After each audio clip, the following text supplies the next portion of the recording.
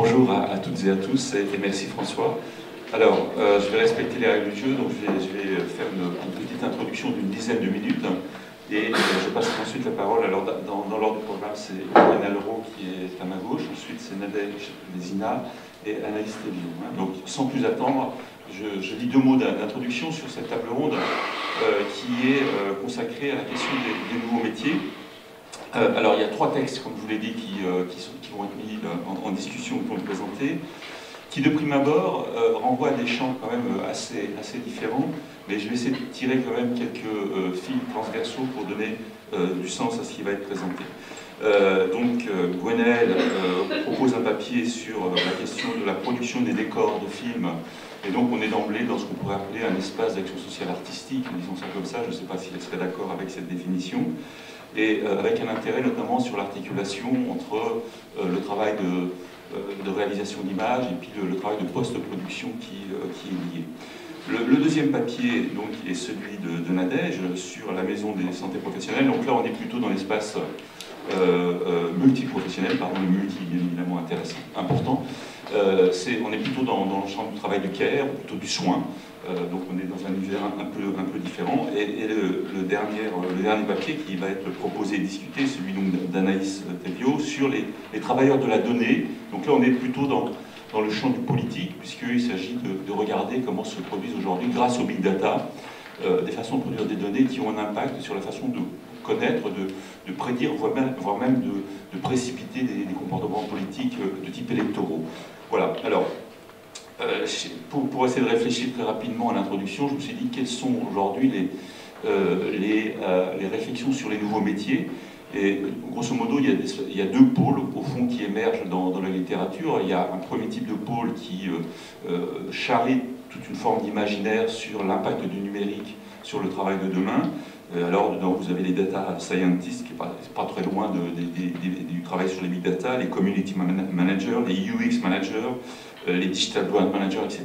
Donc, c'est un peu l'imaginaire le plus flamboyant lié au numérique. Et puis, de l'autre côté, quand vous regardez les travaux de la DARES, qui vous disent c'est quoi les métiers de demain, et ben, ce qui apparaît, c'est avant tout les métiers d'avenir. Donc, c'est les agents d'entretien, les aides à domicile, les enseignants et les aides-soignants. Donc là, il y a une espèce de gap entre les deux. Et là, on voit bien que ce qui nous est proposé ne relève ni de l'un ni de l'autre, de ces deux dimensions.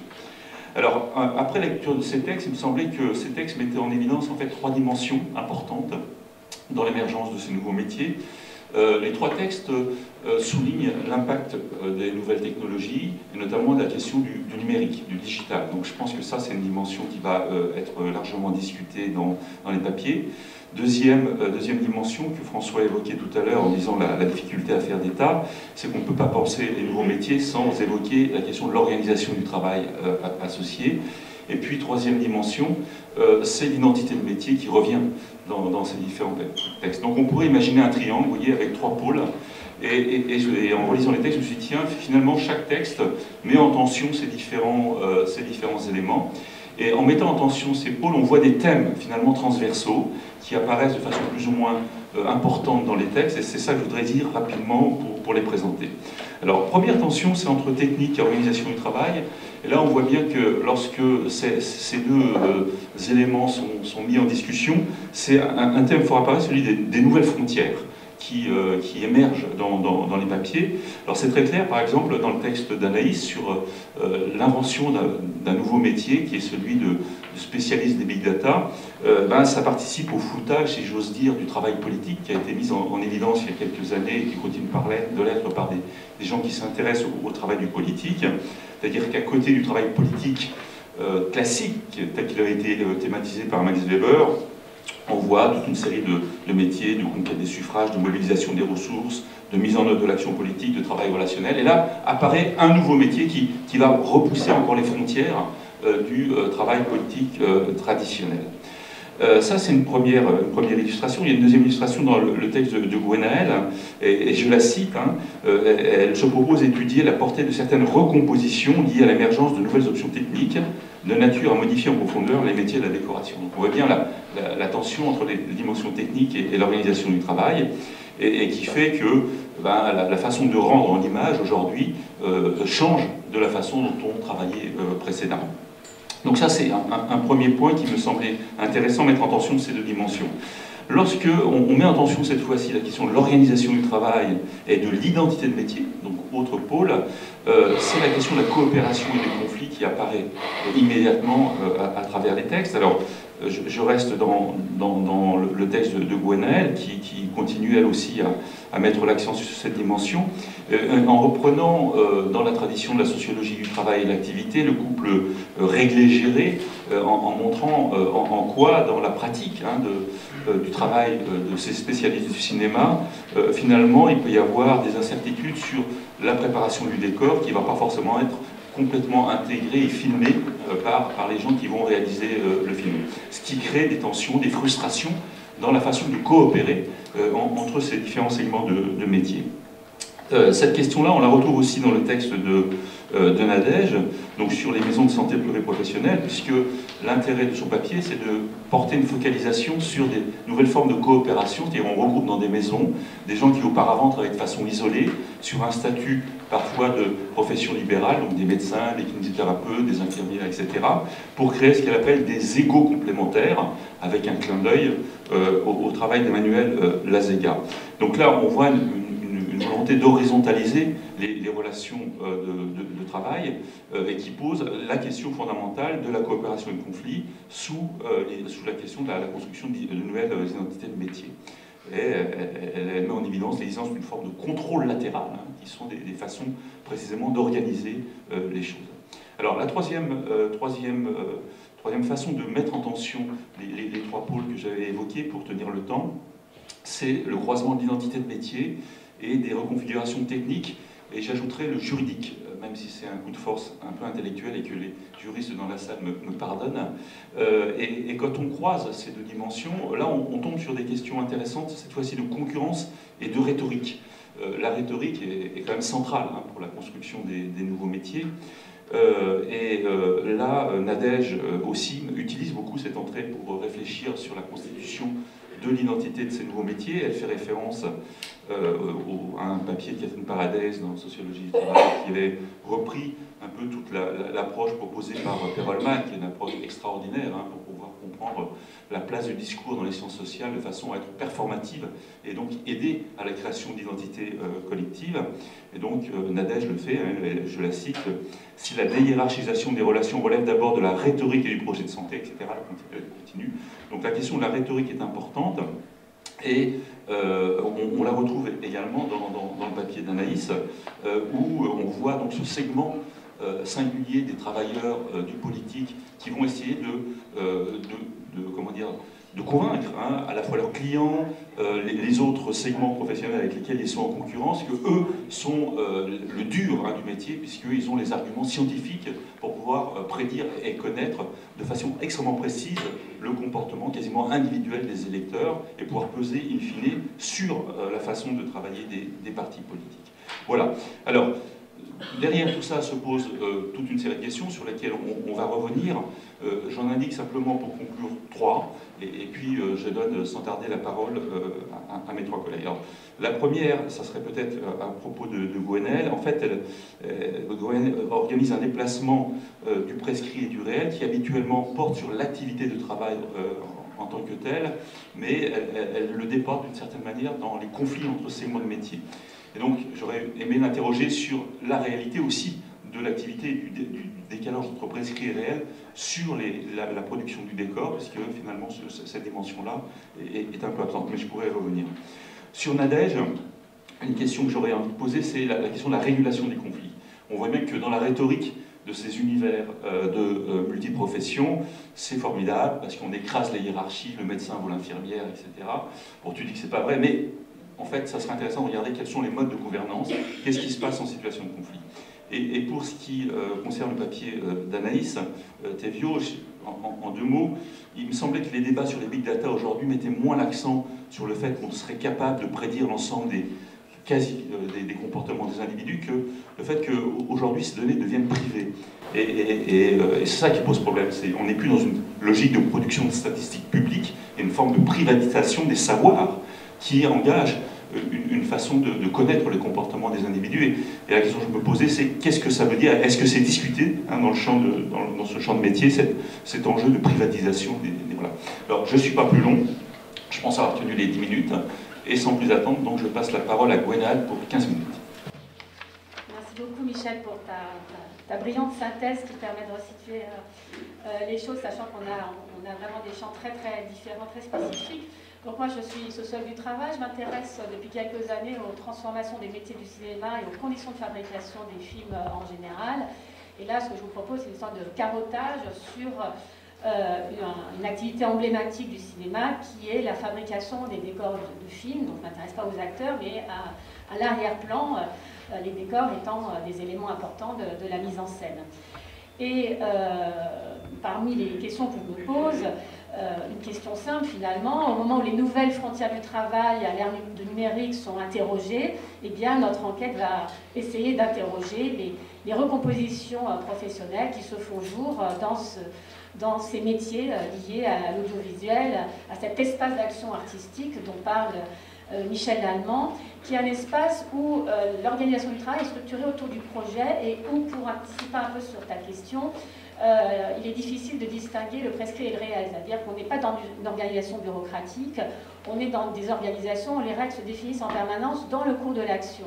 Et donc l'ajustement est au cœur de l'activité, l'essai-erreur est au cœur de l'activité, et donc les grandes catégories qu'on a longtemps utilisées en sociologie du travail, enfin pour penser les organisations, sont faiblement opératoires, mais il y a quand même des règles, et il y a quand même des ajustements autour des règles. Alors, Edgar Morin et Georges Friedman, en 1952, qui avaient lancé les premières recherches en sociologie du cinéma, disaient la chose suivante. La force du film réside dans le mélange d'imagination et de réalité, dans le caractère réel de cet imaginaire, dans le caractère imaginaire de ce réel. Et ceci vaut pour la construction des personnages du film, mais aussi pour les décors dans lesquels ces personnages vont évoluer. Alors, le décor du cinéma est un espace réaliste, entièrement imaginaire, qui va qualifier ceux qui vont l'habiter, le traverser, le temps du récit filmique. Et pour les décors, on peut dire que la topographie cinématographique est bien différente de celle des géomètres, hein, puisqu'elle va chercher à représenter l'espace du récit en tant que système propre à une narration singulière. Là, je reprends une citation d'André Gardiès qui avait évoqué ce qui se jouait sur cette géographie imaginaire du cinéma. Et comment, du coup, fabrique-t-on des décors à partir de cet horizon? Eh bien, de la manière, d'une façon très hétérogène, pardon, qui va mobiliser différents corps de métier, différentes formes d'engagement au travail. Alors, pour situer les choses par rapport à ceux qui ne connaissent pas trop cet univers-là, on peut dire qu'il y a plusieurs manières, plusieurs entrées pour le décor. La plus simple, c'est travailler dans un décor naturel, cette salle, un décor, on prend une caméra et on filme et on a les poutres. Et en gros, la part du traitement numérique de l'image peut être assez limitée. En réalité, il y a toujours des petites retouches parce que c'est jamais parfait, mais il y a cette simplicité-là. Par rapport à ça, ça suppose néanmoins un travail de recherche des décors, un décor qui soit adapté pour la caméra. En général, la situation est un peu plus complexe. On assiste de plus en plus à une sorte de patchwork où on va s'appuyer sur ce décor dit naturel et ensuite un travail de prolongation du décor avec des traitements numériques de l'image. On va faire des extensions de décor. Donc ça peut consister à amener une matière brute, des images brutes, et ensuite on va les traiter dans un studio de post-production pour faire des jolis bâtiments, ce qui évite de trop travailler la matière. Ensuite, on a l'extrême, je dirais, c'est une autre configuration, c'est un décor qui va être construit avec du matériau dur dans des studios. Quand je dis construction, c'est l'utilisation de matériel comme du bois, du plâtre, du staff, la tenture, des tissus. Et ensuite, on va de plus en plus prolonger également ces décors par du traitement numérique de l'image. Et ensuite, on a la troisième version qui est la dernière configuration qu'on trouve énormément aux États-Unis, beaucoup moins en France. C'est, on va dire, le tout VFX, hein, le tout traitement numérique de l'image, ce qu'on appelle les effets univers, où là on crée un univers complètement imaginaire avec davantage d'effets dits spéciaux, sachant que tout est spécial en cinéma, donc la notion d'effets spéciaux n'est pas forcément satisfaisante. Alors, par rapport à ce paysage-là, je voudrais axer ma présentation autour de 3 points. Évoquer les territoires professionnels du décor, même si j'en ai déjà présenté un certain nombre d'éléments. Montrer en quoi le contrôle de ce qu'on appelle la post-production, c'est-à-dire tout ce qui va se faire après la phase du tournage, devient un enjeu de plus en plus important pour un certain nombre de professionnels, mais montrer aussi en quoi, paradoxalement, c'est plutôt une découverte de cette recherche, en quoi le contrôle de la pré-production va devenir aussi un enjeu très important pour les nouveaux professionnels du numérique qui sont censés faire du traitement numérique de l'image. Donc il y a une sorte d'effet ciseau où se joue la maîtrise de l'ensemble du processus de production dans la fabrique des décors, qui ne s'arrête pas au tournage, qui ne s'arrête pas à la préparation, qui ne s'arrête pas au traitement numérique de l'image. Donc le passage que j'appellerais d'une approche séquentielle de la fabrique de l'image à une approche stratifiée de la fabrique de l'image qui bouleverse en fait les métiers et l'organisation du travail. L'organisation du travail et les métiers. Alors, plantons le décor, premier point. Aujourd'hui, à quoi assiste-t-on dans l'articulation et la division du travail des métiers du décor? Là, on peut dire qu'on a une sorte de nouveau partage des territoires entre qui et qui? Entre les chefs décorateurs traditionnels, c'est un peu maladroit peut-être de dire ça, puisque eux-mêmes ont un métier qui change parce qu'ils ont eux-mêmes pour faire des tests, ils ont des plaquettes numériques, ils ont des tablettes numériques, pardon, ils font de plus en plus de Photoshop, donc eux-mêmes ont des outils pour leur propre travail qui s'adossent à du numérique, mais ils ont un travail qui reste traditionnel, c'est-à-dire qu'ils vont aménager les décors naturels, ils vont faire de la construction en studio. On peut dire qu'ils ont un accès direct à la matière avec leurs équipes, qui vont la transformer, la modeler dans un espace très concret.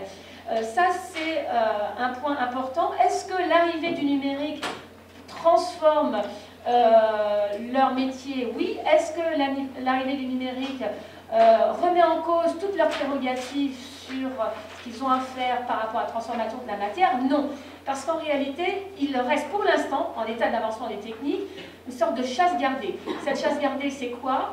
En fait, c'est tout ce qui se fait au niveau de l'acteur, en fait, derrière l'acteur, qui est quelque chose de très difficile et très très coûteux à travailler en numérique. Donc, le détourage, on appelle le détourage, par exemple, pour faire des transformations des décors, lorsque l'acteur évolue sur ce décor, c'est très coûteux à faire en phase de post-production. Alors peut-être que dans 10 ans, ce ne sera pas coûteux, mais en l'occurrence, ils vont conserver cette phase, même lorsqu'il y a des effets spéciaux importants. Donc c'est une sorte de partage des territoires qui peut être considéré comme une perte de pouvoir sur le décor, oui, mais en même temps, ça leur permet, et là, ils ne se considèrent pas forcément toujours perdants dans l'affaire, de se concentrer sur ce qui va forcément être vu à l'image, puisqu'on va filmer les acteurs.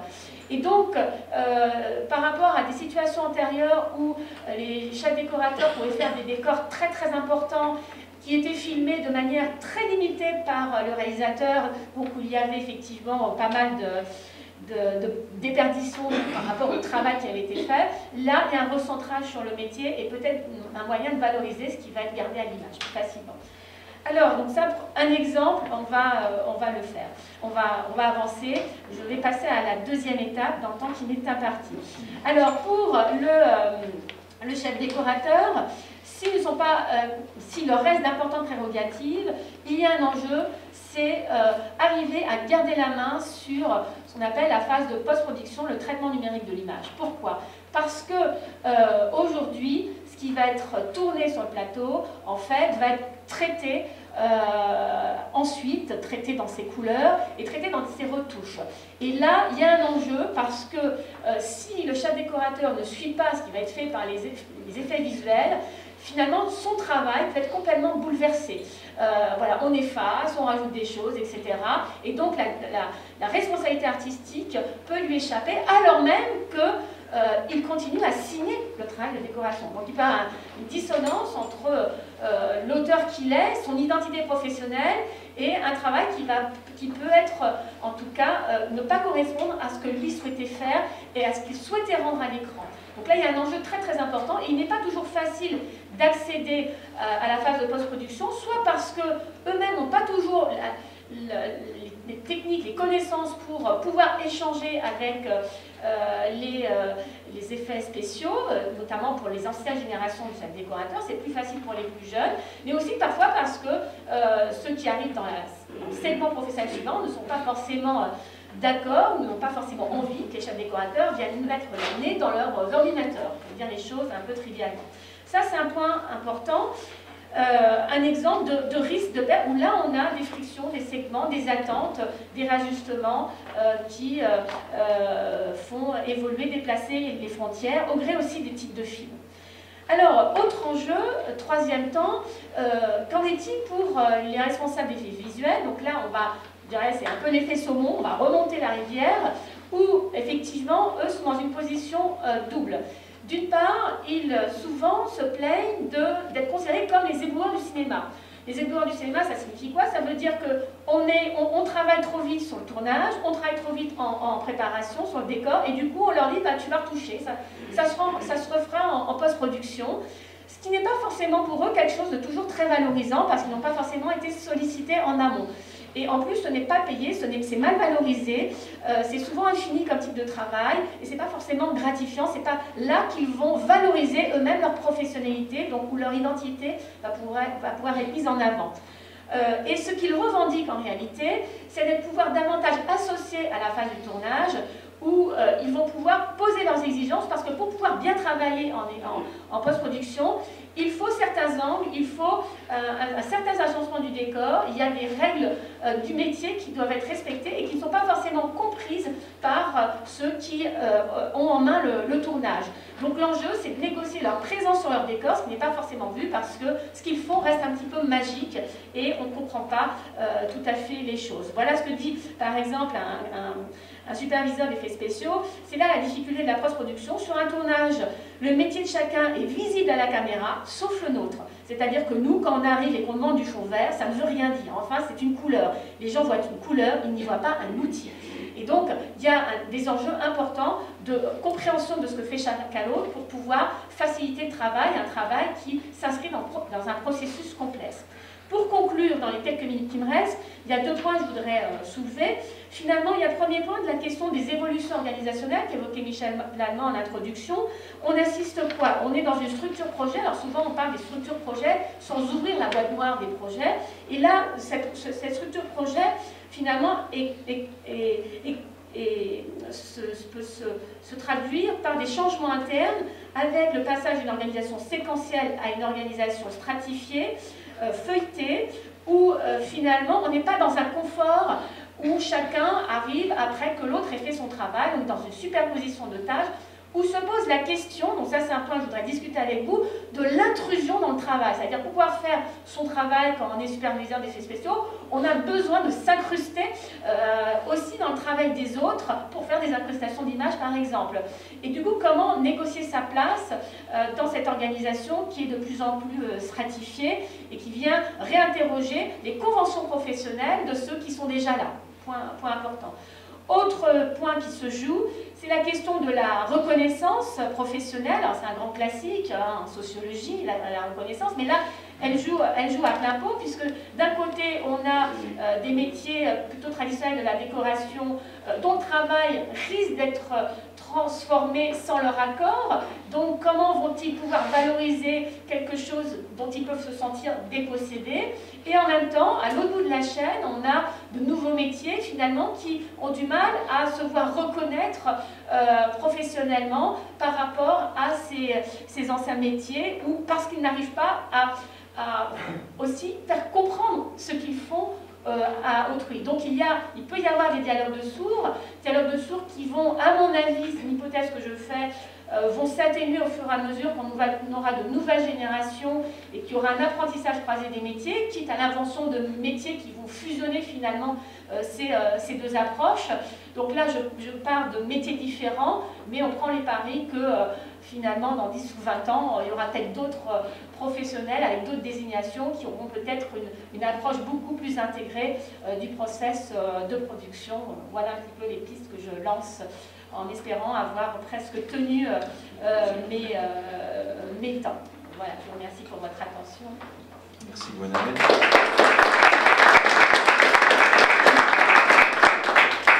C'est parfait, du coup, une timing comme de l'intérêt sur la question. Donc c'est Nadège qui prend la suite. Je vais essayer.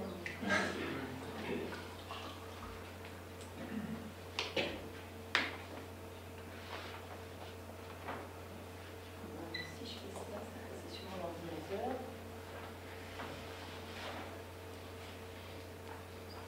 J'espère. Oui, c'est bon. Parfait. Bon, je vais profiter du temps de lancer le PowerPoint pour vous remercier, mais je vais le faire directement. Je remercie François Dubé et l'ensemble des lauréats avec qui j'ai pu échanger parce que ce travail, le chapitre s'en ressent et le travail que j'ai pu faire au cours des différentes séances s'en ressent vraiment. Donc merci à tous. Je remercie aussi Michel Lamont pour sa lecture et les points de discussion très intéressants qu'il a soulevés. Alors comme ça y est, j'ai réussi à lancer le PowerPoint, je démarre sans plus tarder. Est-il possible de travailler ensemble en dehors des rapports hiérarchiques propres aux salariés et aux organisations bureaucratiques? C'est pour répondre à cette question que je vais vous parler d'une nouvelle organisation du travail dont le résultat est de transformer les métiers qui y sont regroupés. Je vais vous parler des maisons de santé pluriprofessionnelles, légalement créées en 2007. Elles fêtent donc leurs 10 ans d'existence puisque les premières à avoir été labellisées datent de 2008. Un mot de définition pour commencer et de présentation de l'objet. Les maisons de santé sont des structures d'exercice collectif que le Code de la santé publique définit ainsi. La maison de santé est une personne morale constituée entre des professionnels médicaux, auxiliaires médicaux ou pharmaciens. Je saute un peu la définition, elle est un peu longue. Ces professionnels assurent des activités de soins sans hébergement de premier recours et peuvent participer à des actions de santé publique, de prévention, d'éducation pour la santé et à des actions sociales dans le cadre du projet de santé qu'ils élaborent. Alors, qu'est-ce que cette personnalité morale signifie juridiquement et sociologiquement surtout? En étant dotées d'une personnalité morale, ces structures, qui regroupent, Michel l'a dit, des paramédicaux et des médecins généraux, des médecins généralistes qui sont obligatoires alors qu'il n'y a pas d'exigence sur les autres professionnels de santé. J'y reviendrai, ça joue un rôle. Ces structures se distinguent donc des membres qui la composent. Contrairement au réseau de santé, les maisons de santé ont une existence propre. Elles se différencient également des cabinets de groupe, des médecins qui partagent uniquement des locaux, comme des centres de santé qui salarient leurs professionnels de santé. Je vais vous parler ce matin de maisons de santé pluriprofessionnelles, non parce qu'elles sont présentées comme un des moyens d'améliorer l'accès et la continuité des soins médicaux sur les territoires. Non, Michel avait lancé l'idée, j'aurais pu travailler sur cette question, non, comme elles sont un moyen d'entrée de systèmes d'information, de mise en place de dossiers médicaux partagés pour les patients. Elles sont un peu utilisées sous ces termes, mais aujourd'hui, je vais essayer de vous parler plutôt du cas sociologique exemplaire qu'elles constituent pour traiter d'une brèche dans un système très stratifié de santé français. Constituant une troisième voie entre un exercice collectif public hospitalier et un exercice isolé, privé et libéral, les maisons de santé regroupent en leur sein des professions de santé libérales, médecins généralistes, infirmières, kinésithérapeutes, sages-femmes et plein d'autres professionnels très différents qui forment une équipe de soins primaires. Cette notion apparaît d'ailleurs depuis 2016 dans la loi santé, la loi Touraine. En permettant à des libéraux d'exercer collectivement, tout un ensemble de questions s'ouvrent pour le sociologue du travail et notamment celle-ci. Comment caractériser les relations de travail que la maison de santé pluriprofessionnelle offre dans un univers libéral où prédominaient jusque-là des pratiques individuelles. Pour répondre à cette question, mon intervention suivra 3 temps. D'abord, j'évoquerai l'enquête et le prisme particulier par lequel je suis entrée sur le terrain, celui de la Fédération française des maisons de santé. Ensuite, j'évoquerai le projet des maisons de santé qui se fonde sur un exercice collectif et coordonné de la médecine. Je vous présenterai une hypothèse consistant à dire que mobiliser la rhétorique maniant des idées de collégialité, d'horizontalisation des relations, d'égalité des statuts des différents professionnels de santé sert à donner corps au collectif de travail dans les maisons de santé. Et enfin, je conclurai mon propos en montrant comment cette rhétorique n'empêche pas les rapports de force et même les conflits au sein des maisons de santé, mais que ceux-ci, ces conflits, ces rapports de force, peuvent être interprétés comme constitutifs d'une dynamique de collectivisation dans le travail de ces professions de santé. Comme vous le voyez sur le tableau, l'Observatoire des maisons de santé décompte environ 1000 structures en fonctionnement en 2018. Les maisons de santé représentent donc encore un mode d'exercice assez marginal, mais il est soutenu par une fédération nationale créée en 2008 qui se décline au niveau régional et est extrêmement dynamique. Ces structures collectives constituent ma principale entrée sur le terrain et l'objet d'étude pour cette enquête. Je suis leur congrès annuel depuis 5 ans au niveau national et réalise également des entretiens biographiques et des observations lors des rencontres organisées très régulièrement par une fédération régionale suivie depuis 2014. Dans cette enquête, la Fédération française des maisons de santé constitue donc autant un mode d'accès aux enquêtés, aux professionnels, qu'un objet d'analyse en tant que tel. Elle permet d'accéder au discours, aux représentations, aux délibérations des professionnels et surtout aux rhétoriques de légitimation en train de se construire. Alors pour vous donner une idée de l'ambiance de leur congrès, je vous laisse comparer avec ceux auxquels vous avez déjà eu l'occasion d'assister, de vous rendre. Voici une capture vidéo de l'ouverture des dernières journées 2018 à Nantes. Je vais essayer de lancer. Alors, tout à l'heure, il y avait du son, et là, voilà.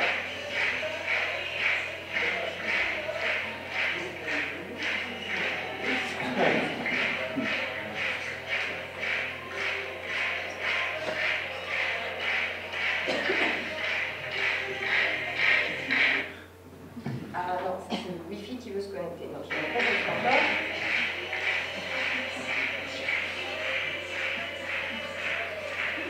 Alors, je continue la vidéo, mais je coupe le son pour continuer. Quel lien avec les mutations du travail?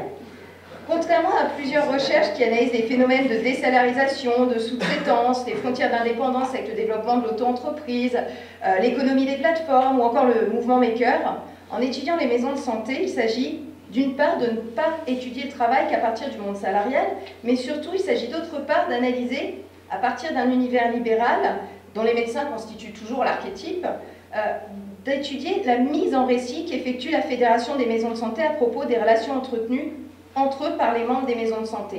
Vous voyez cette ambiance, je ne sais pas, au congrès de l'Association française de sociologie, là c'est l'ouverture, et vous avez le président de la fédération qui fait partie des danseurs sur scène avec leur petite chemisette bleue au logo de la FFMPS afin qu'on ne reconnaisse pas au moins vestimentairement qui était médecin, qui était infirmière, qui était... Donc ça c'est extrêmement intéressant. Eh bien cette mise en récit, elle est heuristique parce que quand la sociologie étudie de manière très classique, aujourd'hui il y a dialectique, autonomie, contrôle dans des organisations du travail, le plus souvent hiérarchiques, eh bien les maisons de santé, elles permettent d'étudier une structure plus horizontale liée à leur statut de libéraux. Alors le mouvement des maisons de santé les maisons de santé se caractérisent par 3 mouvements qui sont décrits dans le chapitre, mais je vais passer très vite ce matin pour pouvoir développer plutôt la dernière partie. Le premier mouvement consiste en un début de décloisonnement entre le social-médical venu du terrain. Le deuxième mouvement passe par un abandon progressif et croissant de l'activité individuelle, quand le troisième consacre le développement de la coordination des professionnels de santé et de la pluridisciplinarité des soins. Alors ce deuxième mouvement n'est pas du tout spécifique aux maisons de santé, mais à toutes les structures d'exercice collectif de la médecine. Les centres de santé se retrouvent totalement dans ce type de mouvement. Par contre, en revanche, le passage à une activité coordonnée est vraiment spécifique aux maisons de santé parce qu'elle suppose d'organiser des relations de travail entre des libéraux sans rapport hiérarchique au sein de la maison de santé. Il existe en effet un contrat tacite de la maison de santé avec ses paramédicaux, mais explicité à chaque congrès de la fédération, qui consiste à mettre l'accent sur l'absence de subordination des professionnels de santé entre eux et sur le fait que les décisions soient prises de manière collégiale. Ce qui se traduit dans les faits, par exemple, par des votes où une personne vaut une voix. Un médecin qui explique considérer les paramédicaux comme ses collègues décrit ainsi des rapports faits d'horizontalité et d'indépendance. Je vous le cite. C'est vraiment une relation horizontale. Le statut de travailleur indépendant signifie que les infirmières avec lesquelles je travaille, elles travaillent sur leurs patients. Elles ont des patients à moi et de d'autres médecins. Je ne leur dois rien, ne me doivent rien. Elles font ce qu'elles veulent. Dans cette configuration horizontale, les uns et les autres étant majoritairement encore rémunérés à l'acte, ils ne se conçoivent pas comme des égaux par leur statut. Les médecins généralistes ne sont donc pas les chefs de la maison de santé, ce terme n'est d'ailleurs jamais employé, mais il est préféré celui de leader, de promoteur de la maison de santé qui adoucissent un petit peu. Les infirmières qui sont habituées au fonctionnement vertical de l'hôpital, qui l'ont quitté généralement parce qu'elles n'en veulent plus, sont d'ailleurs très attachées au fait que les médecins généralistes traitent avec elles à égalité. Ce terme revient beaucoup. Ce à quoi font attention les médecins à travers l'utilisation d'un terme générique. Les maisons de santé utilisent assez peu leurs appellations, mais ils utilisent tous le terme de soignant ou de professionnels de santé qui vise à inclure tous les membres de la maison de santé dans un même projet de santé qui sera défendu. Faire des professionnels de santé des égaux tient donc d'abord au partage d'un même statut juridique, cet exercice en libéral, qui va atténuer les différences de métier, ne pas placer d'emblée via un contrat de travail et le lien de subordination juridique qu'il implique, certains professionnels dans un rapport de domination les uns vis-à-vis des autres. Ce discours, qui incite à la recherche d'un travail plus collaboratif et horizontal, constitue un renversement, dans la mesure où l'absence de hiérarchie formelle permet de considérer les membres de la maison de santé comme moins concurrents que complémentaires. Et dans la lignée du travail fait par Emmanuel Lazega, j'essaie de montrer qu'il y a quand même une différence avec ce qu'il étudie chez les avocats, c'est que dans notre cas de figure, dans ce cas de figure particulier, il n'y a pas encore, pas de compétition pour l'instant, à cause du numerus clausus et d'un ensemble de choses, de compétition à suspendre. Mais plutôt aujourd'hui une gestion de la pénurie à trouver, à inventer pour répondre aux besoins de santé d'un territoire. Il suffirait que cette offre très limitée de médicaux sur un territoire change pour que ça transforme évidemment toute l'écologie. Le fonctionnement assumé comme non hiérarchique de la maison de santé ne signifie pas pour autant qu'il n'y a pas de contrôle. Ce qu'a dit Michel tout à l'heure, ce que j'explique dans le texte, c'est que ce contrôle, il y en a bien sûr, mais qu'il est plutôt latéral. Ça signifie qu'il ne passe pas par un affrontement direct ou par un donneur d'ordre. Derrière cette rhétorique de l'horizontalité, les membres de la maison de santé ne sont d'ailleurs pas tous toujours égaux dans les faits. L'absence de hiérarchie officielle ne signifie pas qu'il n'y a aucune forme de hiérarchie, ne serait-ce que, je vous en ai parlé tout à l'heure, dans la nécessité réglementaire d'avoir au moins 2 médecins généralistes pour créer une maison de santé quand le choix ou le nombre des paramédicaux ne sont pas imposés. Ne serait-ce aussi, c'est un bon indicateur, qu'en regardant la rémunération qui paye le temps passé à assister à la même réunion et qui non, pas toujours, parce que non, elle est souvent la même, mais qui n'est pas toujours nécessairement à la même hauteur entre les médecins et les paramédicaux. Cette enquête, qui étudie plusieurs groupes à la fois, donne donc à voir comment la répartition des charges avec des disciplines différentes, certains métiers ont besoin de plus d'espace. Par exemple, le kinésithérapeute a besoin, puisqu'il utilise des machines pour son activité, de plus d'espace qu'un médecin généraliste qui a besoin uniquement d'une table de consultation. Eh bien, on voit comment la répartition des charges sur l'espace occupé peut être source de tension au sein de la maison de santé. Les différences, comme l'absence de différence, parce que ça existe aussi, entre les métiers, pour ce qui concerne à la fois les loyers d'occupation des espaces, comme les taux d'indemnisation pour participer aux mêmes réunions, peuvent être considérés comme des indicateurs du fait que les professionnels de santé se valent ou pas au sein de leur maison de santé. La manière d'ailleurs dont les forfaits obtenus sont divisés, répartis entre les membres de la maison donne à voir les relations qui se mettent en place en interne. Un enquêté m'explique ainsi lui répartir de manière complètement égale leur financement. Voici ce qu'il me dit. Les maisons de santé sont financées sur la base des médecins généralistes, sur leur patientèle. En fait, plus vous avez de médecins généralistes, plus vous recevez d'argent. Si vous avez 10 médecins généralistes et 2 infirmières, vous serez beaucoup plus doté que si c'est l'inverse. Si vous n'avez que 2 médecins généralistes et 10 infirmières, vous n'avez pas du tout le même budget dans votre maison de santé sur les financements complémentaires. Donc ça, c'est un enjeu. Les maisons de santé sont financées sur la base des médecins généralistes, sur la patientèle, c'est-à-dire que plus vous avez de médecins généralistes, plus vous recevez de l'argent pour développer vos activités. Après, donc lui il explique que ce n'est pas comme ça qu'il décompte, il décompte pas en fonction des médecins généralistes. Notre réunion de 2 heures avec des infirmiers, des médecins, tout le monde a un forfait pareil. C'est la décision qui a été prise, c'est égalitaire, mais on peut imaginer autre chose. Cependant, à mon avis, ce n'est pas jouable. Si on est sur une activité interprofessionnelle, ça signifie que c'est la même valeur pour tout le monde, parce que la valeur ajoutée est apportée par tout le monde. Même si la hiérarchisation des relations et l'horizon d'un travail collégial relèvent donc d'abord de la rhétorique, celle approchée dans les entretiens ou dans le projet de santé, un projet de santé de départ qui bouge, un projet de santé idéalisé parfois. La maison de santé n'en permet pas moins de participer à créer un consensus, même si celui-ci est d'abord discursif, permettant aux professionnels de travailler ensemble. Ainsi, ce médecin généraliste m'explique entretenir des relations personnalisées avec les autres membres de sa maison de santé qui lui sont très utiles, notamment en cas de polypathologie ou de maladie chronique. Je vous le cite.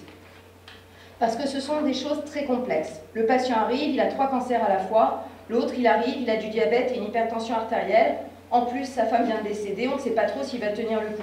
Vous voyez, des trucs qui sont assez lourds comme ça, ou des problématiques familiales, un enfant battu, vous avez fait une information préoccupante et la mère s'effondre parce qu'elle reconnaît, ou l'alcoolique qui rechute, des trucs de la vie quotidienne. Donc il y a des patients qui sont longs. Et à un moment donné, vous vous dites, je ne vais pas y arriver tout seul, il faut que je me fasse aider. Au final, si être ensemble revient à partager des locaux, des frais, un projet de santé, une association, coopérer constitue un stade supplémentaire qui consiste à partager des diagnostics, à mettre en place des systèmes d'information, à échanger lors des réunions, établir des protocoles. Toutefois, la coopération entre les professionnels ne signifie pas égalité et relations symétriques. Les médecins généralistes demeurent centraux dans les projets et des rapports de force s'expriment évidemment dans ces organisations. Cependant, ces derniers ne sont pas pour autant significatifs, ces rapports de force, ces conflits, d'un échec du projet collectif de la maison de santé, mais au contraire, ils constituent, je crois, la preuve de l'existence de ce collectif en train de se construire, avec toutes les difficultés qu'il y a à trouver un équilibre et une articulation des professions libérales individuelles et une organisation commune coordonnée.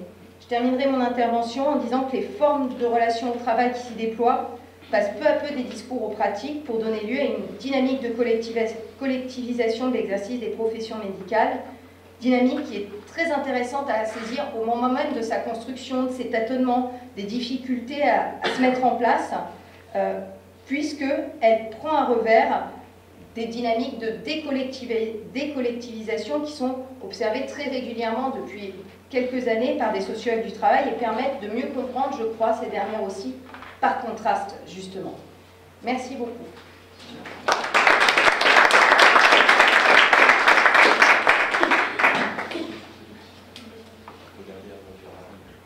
Oui.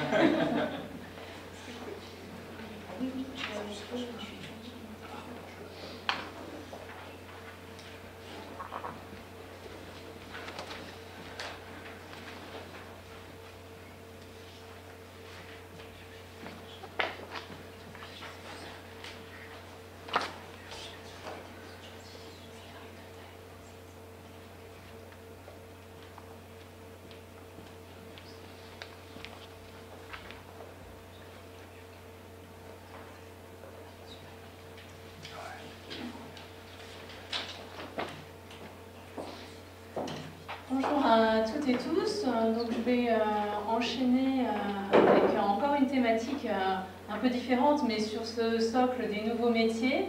Donc en vous parlant des travailleurs de la donnée dans le champ politique. Donc moi j'ai travaillé par le passé beaucoup sur ce domaine-là, des campagnes électorales, des évolutions des campagnes électorales. Et depuis l'élection de 2012, les partis politiques en France ont commencé à utiliser les bases de données, mais on en a très peu entendu parler. Et c'est plutôt en 2016-2017 qu'on en a entendu parler en France. Donc je voulais d'abord rapidement vous proposer une remise en contexte pour voir en l'espace de 15 ans comment le numérique est vraiment arrivé comme une entrée et quelque chose d'indispensable, un outil indispensable au sein des campagnes électorales françaises, notamment nationales. Ensuite, je vous parlerai de qu'est-ce que c'est, parce que souvent on a des idées sur les data, les big data, il y a pas mal de fantasmes autour des données et qu'est-ce qu'on peut en faire. Donc je vais vous en parler un petit peu pour que ça soit clair pour tout le monde. Et ensuite, je viendrai sur cette construction d'un nouveau marché professionnel, nouveau marché politique. Donc les débuts de l'entrée du numérique dans les campagnes électorales, on peut le dater au début des années 2000.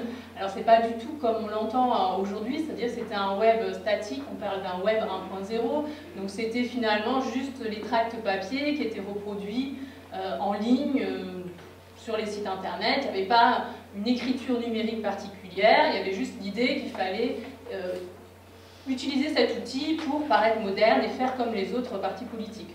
Donc ça, c'est même au moment de l'élection présidentielle de 2002, on a Lionel Jospin qui affirmait que présider autrement, commencer par faire campagne autrement, et qu'Internet était selon lui un des moyens de faire campagne autrement.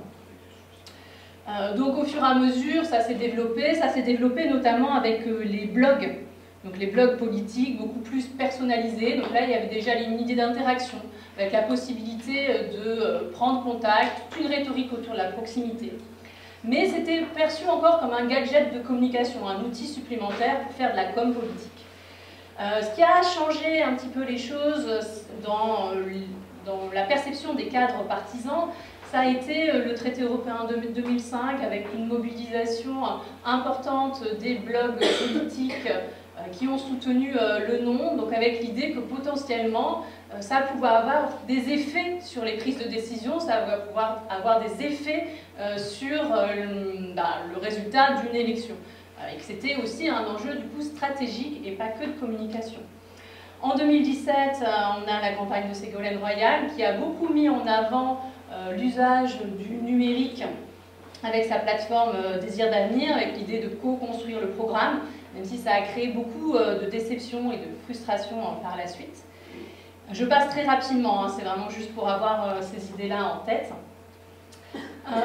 Et le choc politique, tout le monde, tous les prestataires en communication politique digitale ou les équipes les professionnels de la communication numérique au sein des équipes de campagne françaises vont vous parler de Obama, donc de la campagne américaine de 2008, où là on a eu vraiment une rationalisation du militantisme par les réseaux sociaux avec la montée en puissance notamment de Facebook, avec l'idée qu'on pouvait cibler aussi les portes à frapper, etc.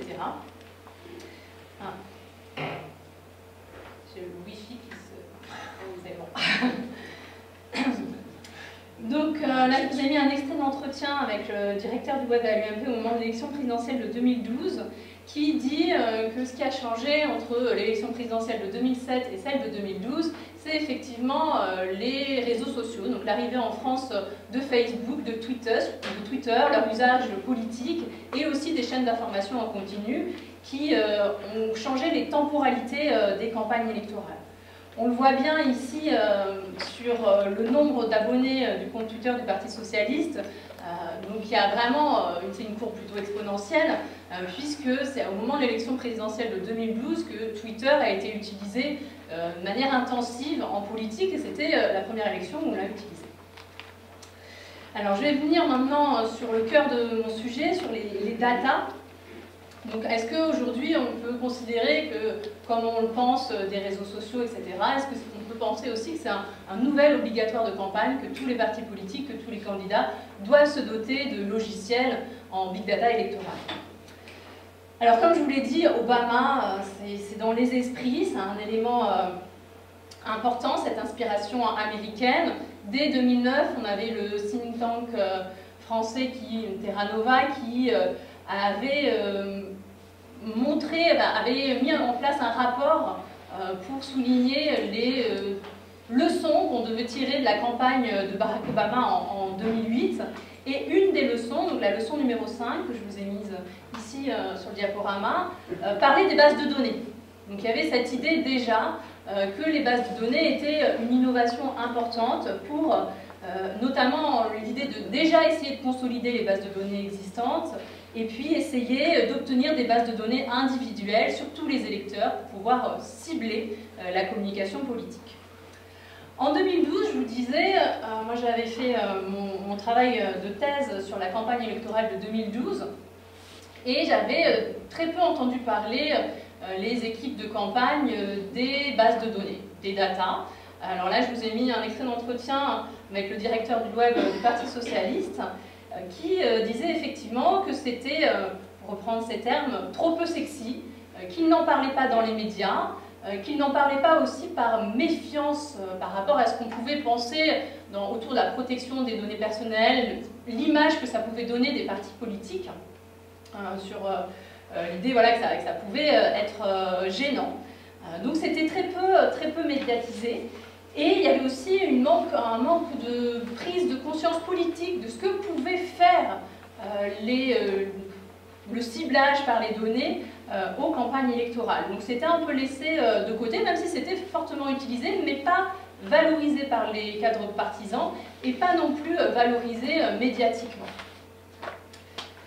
Alors ensuite, il y a un vrai changement au moment des primaires, mais aussi de l'élection présidentielle française, donc la période 2016-2017, où là on a plusieurs candidats qui ont investi ces logiciels de Big Data électoral, donc c'est 50+1, Nation Builder, je ne sais pas si ça vous parle, mais c'est voilà, ce type de logiciels qui permettent de cibler la communication, genre que j'y reviendrai après, à quoi ça sert, et qui l'ont non seulement investi, mais qui en ont énormément parlé.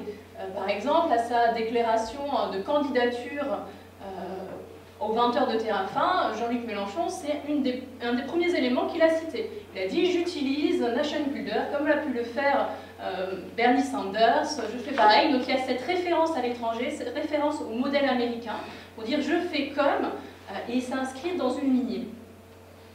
Alors les data, finalement, à quoi ça sert? Alors il y a plusieurs outils de data, il y a plusieurs types de logiciels. Il y a un premier type de logiciel qui va croiser les données des bureaux de vote, donc les historiques des résultats électoraux avec les résultats de l'INSEE, qui vont vous proposer du coup un travail sur des zones, donc des zones géographiques par bureau de vote, pour cibler les portes à frapper. Donc ça a été par exemple le cas en 2012, quand je vous disais que déjà dès 2012 il y avait un usage des bases de données. Dans la campagne de mobilisation de François Hollande, il y a eu l'idée de cibler les portes à frapper sur les abstentionnistes de gauche. Donc cette idée de rendre plus efficace un mode de militantisme traditionnel que le porte-à-porte en ciblant et en allant frapper à certaines portes. Pareil pour envoyer des mails, il y a l'idée de personnaliser la communication politique, donc envoyer des mails ciblés en fonction des thématiques, en fonction de vos intérêts, où évidemment on va avoir votre prénom qui va s'afficher, donc déjà il va y avoir l'idée que c'est à moi vraiment qu'on s'adresse sur un thème qui m'intéresse, et donc il y a l'idée que l'ouverture de ces messages serait plus forte. Évidemment, on a aussi le ciblage des boîtes, du boitage, etc. Donc c'est un peu moderniser toutes les activités militantes traditionnelles, même les meetings, vous informer du meeting qui est à côté de chez vous et pas celui qui est complètement à l'opposé de votre lieu d'habitation. Alors les data, en employant le mot data, ça fait moderne, mais pourtant ça a toujours existé. Les partis politiques, ça fait longtemps qu'ils essayent de récolter des données, que ce soit lors des réunions publiques ou lors des meetings, mais ça se faisait à la base plutôt de main en main. Vous aviez une feuille à la fin d'un meeting et vous marquiez vos coordonnées, et ensuite c'était rentré au mieux dans un fichier Excel. Donc c'est pas quelque chose de neuf.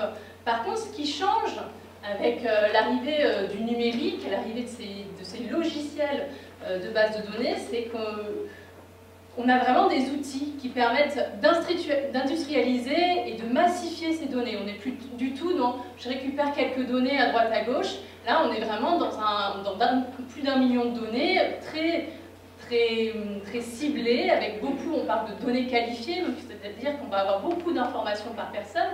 Alors évidemment, on n'en est pas du tout à ce que proposait Barack Obama, qui arrivait avec sa base de données Catalyst à avoir jusqu'à 600 informations par personne. En France, il y a des protections sur les bases de données, il y a la CNIL, il y a le nouveau règlement européen, etc. Mais on va de plus en plus vers un profilage de plus en plus précis. Et pourquoi on va vers un profilage de plus en plus précis? Parce qu'on a des professionnels de la communication numérique, des professionnels des bases de données, des travailleurs de la donnée, qui vont essayer de vendre cette expertise-là. Donc le changement, je vous l'ai dit, il y a eu un vrai changement entre 2012 et 2017, mais il y a eu un vrai changement aussi dans la perception de ces métiers, donc dans la reconnaissance de ces métiers. En 2012, l'équipe numérique de campagne, là je vous ai mis l'équipe numérique de campagne de François Hollande, était dénigrée, était mal perçue des cadres partisans. Donc, je vous ai mis un extrait d'entretien avec le rédacteur en chef du site françoishollande.fr qui dit « La campagne web, la meilleure définition que l'on puisse en donner, c'était la chambre des enfants de la campagne de François Hollande. On était en haut, tout en haut, 30 à la fin, dans 2 pièces. On jouait avec nos trucs, on buvait parfois du coca, on mangeait des chips, un peu d'alcool le soir, de la bière. Et les grands, les parents, venaient de temps en temps nous dire bonjour, Manuel Valls, Le Foll, etc. Donc il y a cette idée que voilà, c'était les petits jeunes qui jouaient avec leurs gadgets et ils étaient complètement dévalorisés, dénigrés. En tout cas, c'était leur sentiment et pour les avoir tous interrogés dans l'équipe de campagne de François Hollande, ils relataient tous la même chose. En 2017, il y a eu une prise de conscience de l'enjeu stratégique et quand on interroge les équipes de campagne ou les prestataires qui intervenaient dans ces équipes, on se rend compte qu'il y a vraiment une revalorisation des équipes de campagne numérique avec une prise de conscience notamment du politique des effets que pouvaient avoir potentiellement les datas sur le résultat d'une élection. Par exemple, on a la personne qui était en charge du logiciel Nation Builder pour la campagne de la primaire d'Alain Juppé, qui a été la 2e personne recrutée après le directeur de campagne. Et elle souligne elle-même que ça montre l'intérêt qu'on portait à son poste. Alors, on a aussi de plus en plus une externalisation de ce travail sur les datas, c'est-à-dire qu'on va avoir toujours une équipe numérique, mais on va faire appel à des prestataires externes pour proposer des logiciels de base de données et pour avoir ce volet très technique d'analyse des bases de données, de gestion et d'analyse des bases de données. Et c'est pour ça qu'entre 2012 et 2017, il y a énormément d'agences, enfin énormément, c'est un microcosme quand même, mais par rapport à l'accélération de la création de ces agences en big data électorale, donc il y a une quinzaine qui se sont créées. Il y en a qui finalement se sont créés juste pour le temps d'une campagne électorale, d'autres qui perdurent et qui proposent d'autres prestations, notamment en termes de concertation. Mais voilà, il y a eu un mouvement de professionnalisation, une création d'agences et de la volonté de mettre en avant de nouveaux métiers.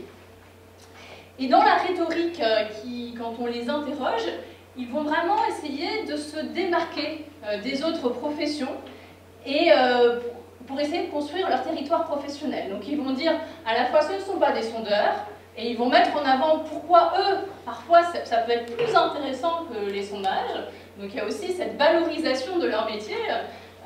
Voilà. Après ils vont dire, bah, nous on ne fait pas non plus de la communication numérique, de la communication digitale, c'est autre chose que proposent les équipes de communication numérique.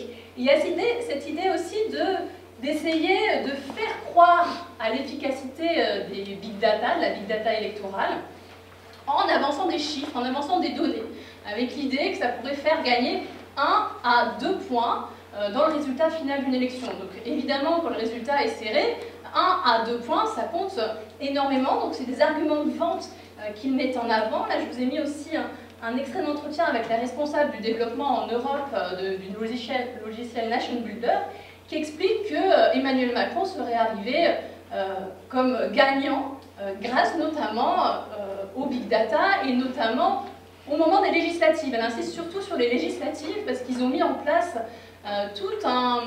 des logiciels pour tous les candidats en termes de plateforme et ça a permis d'avoir voilà, une montée en puissance de ces candidats qui de suite ont eu la même plateforme, le même outils et des bases de données au local. Donc un partage des bases de données, ce qui n'est pas forcément possible avec des partis plus traditionnels.